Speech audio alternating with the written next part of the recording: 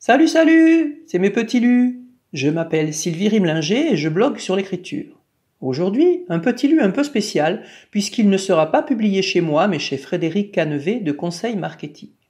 Vous l'avez compris, ce podcast s'adresse aux blogueurs et blogueuses et devrait vous permettre d'améliorer sensiblement votre façon d'écrire des articles. Mes petits lus, c'est le podcast du blog Écrire de la fiction, le podcast de tous ceux qui écrivent pour être lus. On y parle d'écriture et de littérature. Allez, en voiture.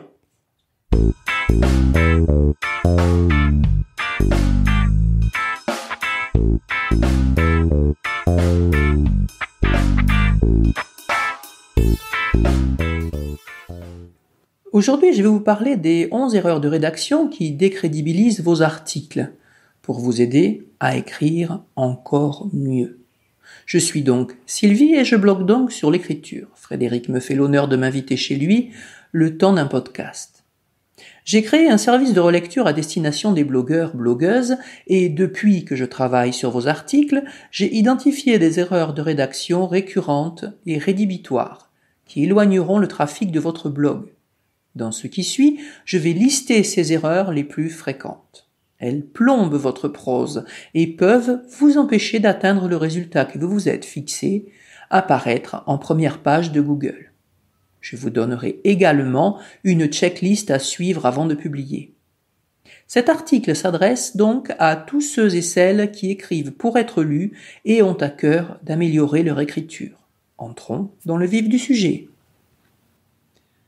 Erreur numéro 1, les verbes faibles affaiblissent vos textes. D'après Gustave Flaubert, tout le talent d'écrire ne consiste, après tout, que dans le choix des mots. Avoir, faire, mettre, voir, ce sont ce que j'appelle des verbes faibles.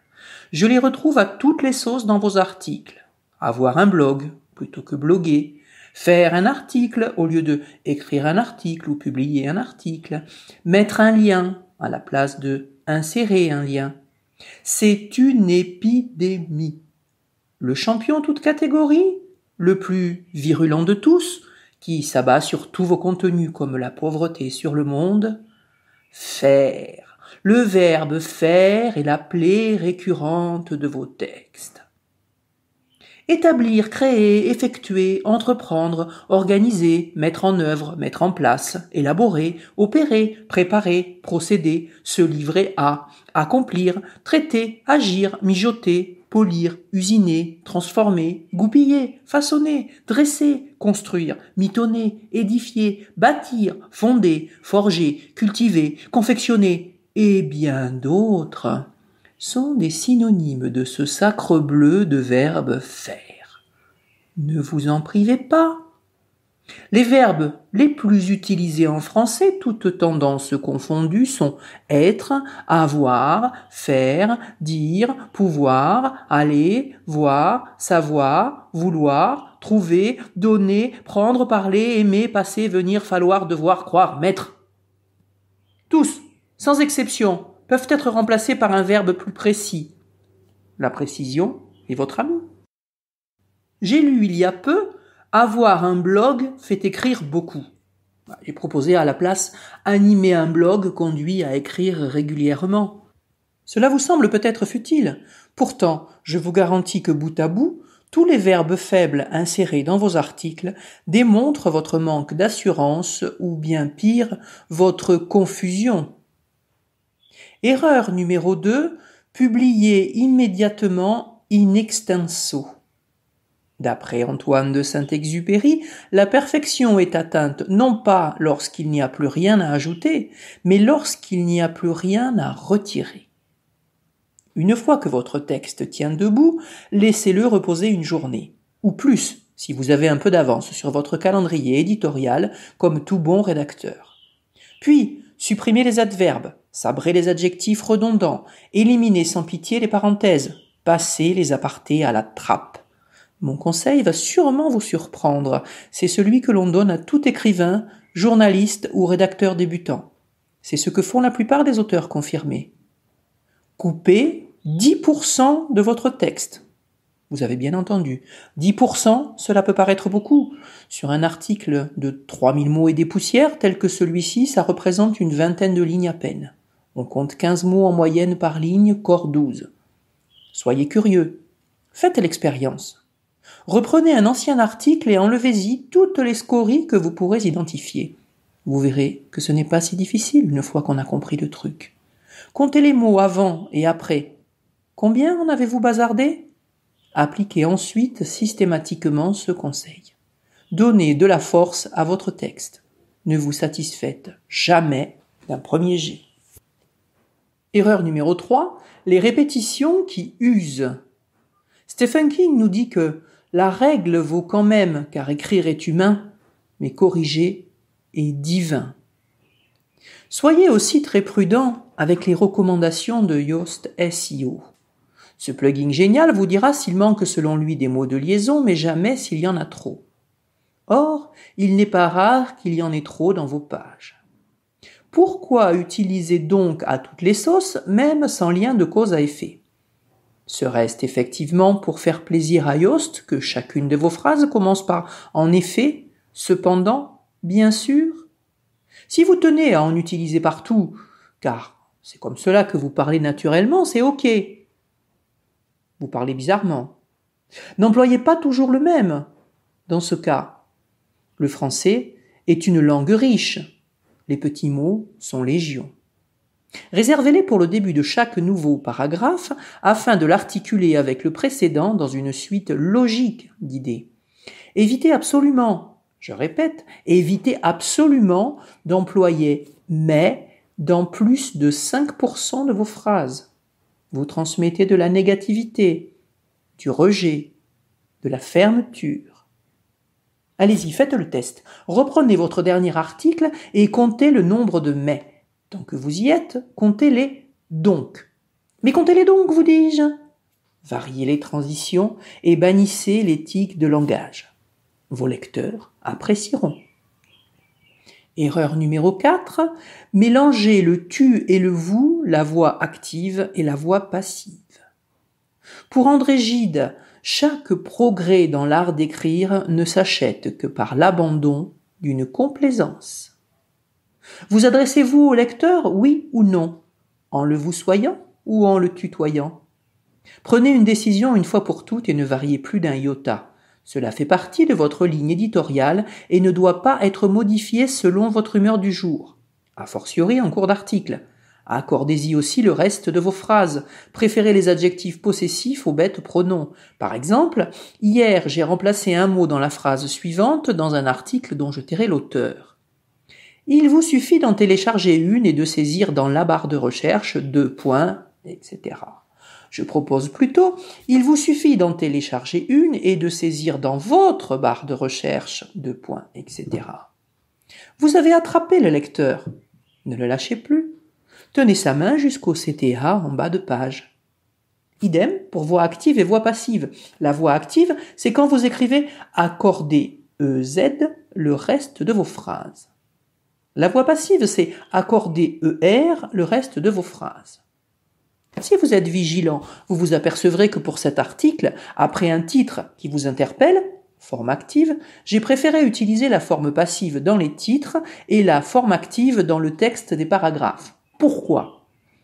De cette façon, la liste d'erreurs n'est pas trop agressive. En revanche, je m'adresse ensuite directement à vous pour vous conseiller la meilleure option et vous expliquer pourquoi. Tous mes textes, à l'intérieur des paragraphes sans exception, sont à la forme active. La cohérence est ainsi renforcée. Erreur numéro 5. Écrire des phrases trop longues. Renoncez absolument aux phrases longues qu'on devine plus qu'on ne les lit. C'est Jules Renard qui note cela dans son journal. Les phrases longues, c'est joli. Les phrases très longues, c'est ennuyeux dans un article de blog. Ce qu'un écrivain pourra se permettre, car cela l'aidera à installer une ambiance, à décrire un état d'esprit, passera chez vous pour de l'amateurisme. Vous écrivez pour informer avant tout. Le message qui doit transparaître dans vos phrases, c'est que vous êtes un pro qui va droit au but. Les phrases très longues dans le contexte d'un article nuisent à la compréhension et favorisent les erreurs de ponctuation et les fautes d'orthographe. en particulier les accords fautifs. Je lis très souvent des phrases dans vos articles qui commencent comme un roman du XVIIIe siècle, pas arrondissement, et se terminent en eau de boudin, par une proposition à la va-vite qui mériterait de faire l'objet d'une nouvelle phrase. La règle, une idée par paragraphe. Chaque phrase apporte un élément nouveau. La meilleure façon d'écrire une phrase, c'est sujet, verbe, complément. La simplicité est votre amie. Assurez-vous d'être compris, pas de faire joli. Erreur numéro 6. N'écrire que des phrases très courtes.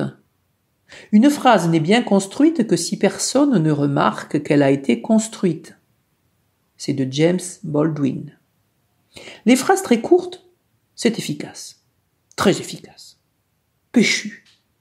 Cependant, en abuser transmet un sentiment d'urgence, voire d'insécurité à votre lecteur. Encore une fois, évitez ou gardez ça pour vos séquences de vente. La bonne manière de procéder, c'est de rythmer votre propos en alternant phrases courtes et phrases longues. Je lis aussi dans vos articles beaucoup de phrases courtes terminées par un point d'exclamation si ce n'est 2 ou 3. Pas la peine d'en faire des caisses, si vous me permettez cette familiarité. Le point d'exclamation est conçu pour exprimer une exclamation, sans avoir besoin de le doubler. J'aurais pu écrire plus haut les phrases très courtes, virgule, c'est efficace, point d'exclamation, très efficace, point d'exclamation, péchu, 3 points d'exclamation, donnant ainsi à ma prose l'allure d'un diable sortant d'une boîte. Cela aurait été disproportionné par rapport à mon sujet. Ne transmettez pas un enthousiasme forcé. Vous passeriez pour un baltringue. Erreur numéro 7, ne pas rédiger d'introduction ni de conclusion ou les bâcler. On écrit pour toujours ou ça ne vaut rien, nous dit Pierre Reverdy. Je vois aussi passer beaucoup d'articles qui me donnent l'impression d'avoir été écrits à la va-vite, juste pour sacrifier à la sacro-sainte règle de publier un nouveau contenu par semaine. Les articles à la ligne directrice peu claire sont pléthores. Ils sont bien souvent le fait d'un débutant ou d'une débutante qui les relira le rouge aux joues quelques mois plus tard avant de les balancer dans la corbeille. À force d'écrire, même les mauvais rédacteurs s'améliorent. C'est mécanique. Plus vous écrivez, mieux vous écrivez. Cependant, il y a un défaut qui perdure longtemps, c'est l'absence d'introduction et ou de conclusion qui tiennent la route.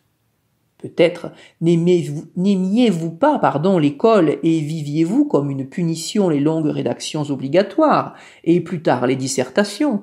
Peut-être essayez-vous d'oublier tout ce qu'on a tenté de vous y inculquer. Ou peut-être avez-vous hâte d'en finir pour publier et passer à autre chose. Pourtant, s'il y a 2 parties de vos articles auxquelles apportez toute votre attention, ce sont bien introduction et conclusion. De nombreux lecteurs aguerris, alléchés par les titres, lisent l'intro, les sous-titres et, toujours scrollant, volent en bas de page vers la conclusion. Puis, s'il leur semble qu'il y a quelque chose de nouveau à apprendre, ils reviennent au début et entament la lecture. Pour cette raison, votre introduction doit présenter clairement le contenu de votre article. N'hésitez pas à vous spoiler vous-même, ouvrez l'appétit du lecteur potentiel. Et tenez vos promesses, il n'y a rien de plus agaçant qu'un article qui vous promet monts et merveilles dans son titre et vous laisse sur votre faim avec 2 ou 3 conseils réchauffés en guise de viatique. Une bonne conclusion reprend les idées principales de votre article en une phrase ou 2. Le lecteur, qui est arrivé jusque-là, doit pouvoir prendre rapidement des notes mentales ou physiques. C'est à ce moment qu'il choisit de vous enregistrer comme favori ou pas, de vous laisser son adresse mail en échange de votre cadeau ou pas. S'il s'agit d'un article liste tel que celui-ci, faites un bref rappel sous forme de liste à puces ou insérez une infographie à enregistrer ou partager dans les réseaux sociaux. Moi, je fais souvent les 2. Mais, vous l'avez compris, j'aime bien optimiser ma prose en une seule fois. Votre conclusion contiendra aussi un appel à l'action explicite et incitera à rester sur votre blog. Pas de négociation possible là-dessus. Je vous conseille fortement de commencer par rédiger votre conclusion pour vous fixer un cap, puis votre introduction contenant une promesse. Erreur numéro 8, choisir vos sous-titres au petit bonheur ou répéter la même rengaine de H2 en H2. Il ne faut pas mettre du vinaigre dans ses écrits, il faut y mettre du sel, nous dit Montesquieu. Dans l'idéal, la table des matières de vos articles doit en effet refléter le contenu. Un lecteur pressé doit pouvoir lire l'intro, les titres et la conclusion et s'en faire une idée précise. Une fois au clair avec introduction et conclusion, écrivez les titres 2 et le cas échéant les titres 3 avant d'attaquer le corps de votre texte. Je répète souvent que le temps d'attention d'un adulte sur Internet est de 12 secondes. C'est Microsoft qui le dit. Leur expertise n'est pas remise en cause. Ce qui signifie que vous avez très peu de temps pour convaincre l'adulte de lire votre article. Attention, encore une fois, Yoast SEO vous conseillera de placer un sous-titre tous les 3 mots et de reprendre votre mot-clé principal dans tous vos titres 2. Faites donc ça, mais pas trop.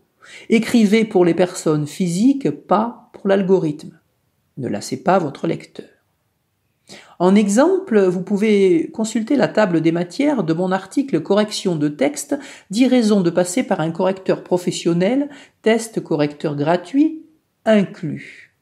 Cette table des matières présente le double avantage d'indiquer précisément le contenu de l'article et d'attirer l'attention vers le test des correcteurs gratuits en ligne.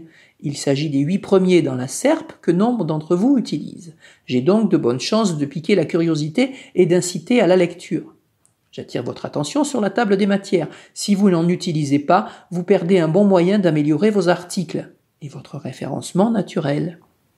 En revanche, voyez que je n'ai pas écrit pour plaire à Yoast, sans quoi vous liriez mon mot-clé principal dans chaque sous-titre. À quoi bon les alourdir, alors que ce qui compte aux yeux de l'algorithme, ce que fait pour vous Yoast SEO, c'est principalement de renseigner vos métadonnées et vos balises.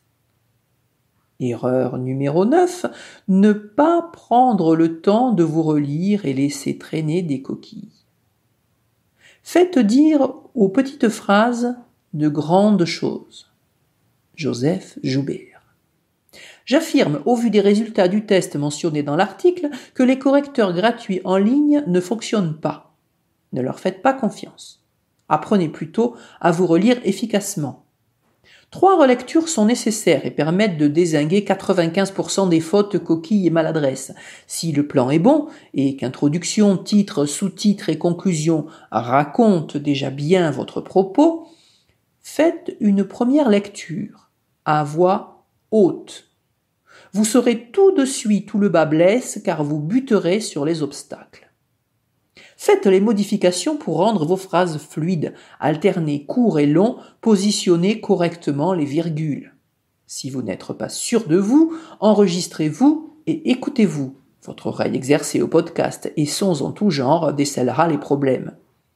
Consacrez la deuxième relecture à la traque des doublons et des redites. Il en reste toujours. Examinez les verbes faibles, remplacez ce qui doit l'être. Tronçonnez les phrases trop longues. Élaguer ce qui ne sert à rien. La troisième relecture servira à vérifier une dernière fois l'orthographe et la conjugaison, la voix active et la voix passive. Erreur numéro 10, abuser du langage parlé et des émoticônes.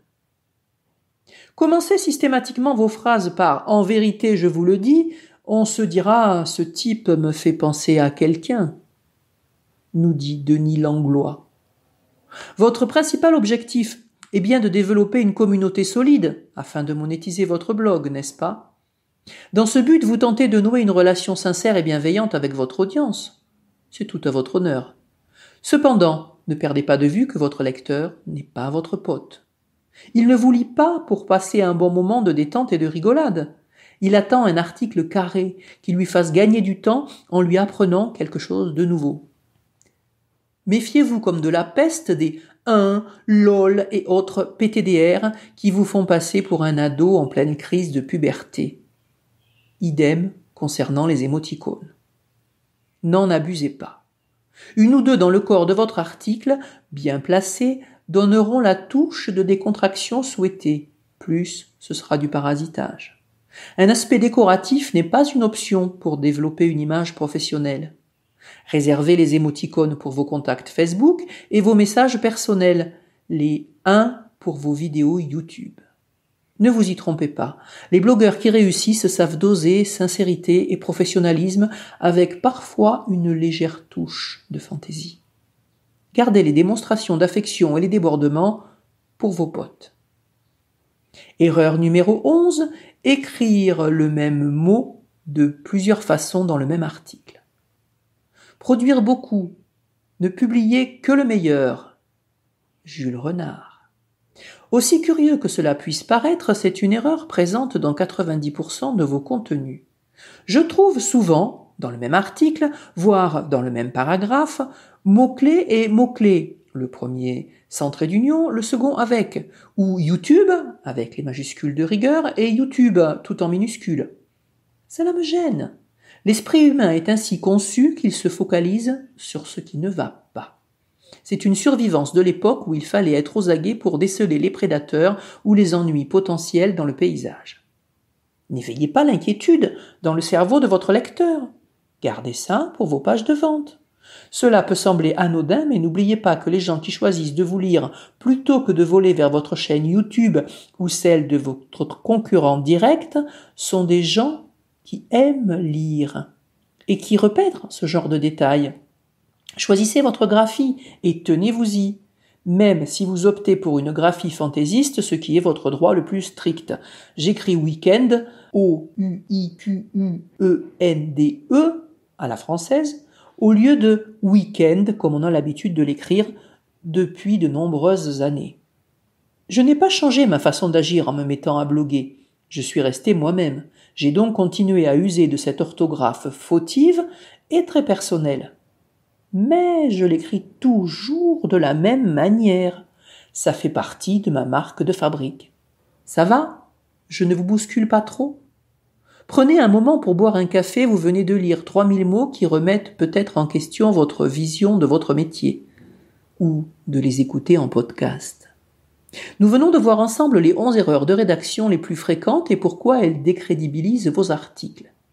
Commencez aujourd'hui à appliquer mes conseils, améliorez sensiblement votre écriture et prenez de plus en plus de plaisir à écrire. Pour résumer et conclure, voici dorénavant votre checklist de rédacteur chevronné. Laissez reposer votre texte au moins une journée pour le relire avec un œil neuf. Relisez-le au moins 3 fois, dont une fois à voix haute. Si vous avez un peu de temps, enregistrez-vous et écoutez ce que ça donne. Ce faisant, traquez les 1, lol, MDR et les émoticônes. Portez une attention spéciale aux verbes, pluriel ou singulier. N'y a-t-il pas une meilleure formulation? Dosez voix active et voix passive. Favorisez la voix active. Vérifiez les pronoms et les adjectifs possessifs. À qui parlez-vous? Vérifiez que votre entrée en matière correspond bien au contenu de votre article et que les titres et sous-titres sont clairs, concis et reflètent le cheminement de votre pensée. Vérifiez aussi votre conclusion. N'oubliez pas l'appel à l'action. Comme n'importe quel auteur qui a le respect de son public, coupez 10% de votre texte pour le rendre plus péchu, en particulier tous les adverbes. Une dernière chose avant de vous lâcher. Amusez-vous. Facile à dire? Soyez conscient que plus vous prendrez de soin à écrire, plus vous apprendrez, plus ce sera facile, plus vous vous amuserez.